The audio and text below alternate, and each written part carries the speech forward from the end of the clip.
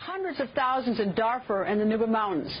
Bashir also destroys farms, so those who manage to escape his murderous rampages have no food or nothing to eat. Sometimes the best they can do are leaves and bugs, and they hide in caves from Bashir's bombers over above.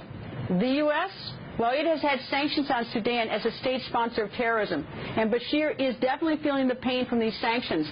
Some were lifted in January, but he now wants all sanctions lifted, and President Trump has until July 12th to decide whether those sanctions lifted in January should now be permanently lifted or reinstated, and whether to lift the remaining sanctions. Bashir just hired a law firm in Washington, D.C., Squire, Patton & Boggs. He's paying them $40,000 a month to lobby for him to get those sanctions gone.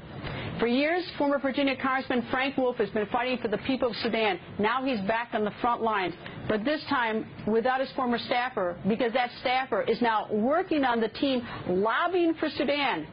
I spoke with the congressman and Ryan Boyette, a humanitarian activist who has been living in the Nuba Mountains for 15 years with his wife and 2 children. And I started by asking Ryan, what is it like in Sudan now? It's just the same, Greta.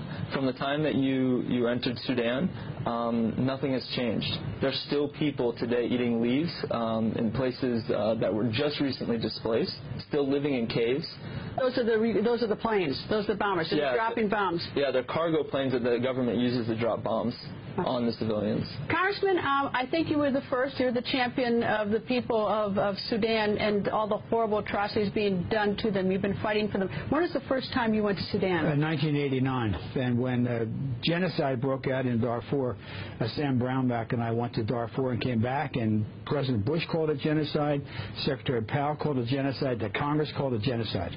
All right, now fast forward to now. Last January, President Obama lifted some of the sanctions against Sudan, which is a sponsor of terrorism, state sponsor of terrorism, some of the sanctions. And now where are we in the status of sanctions? The sanctions will be lifted if the Trump administration, it depends the Trump administration. Bashir has killed more people than ISIS and Boko Haram combined and Al-Qaeda. And don't forget, he's the one who invited bin Laden to come and live in Sudan from 92 to 94. To lift sanctions on a man like that is incredible. I beg the administration, in the interest of speaking out for human rights and religious freedom, you cannot lift the sanctions on Sudan.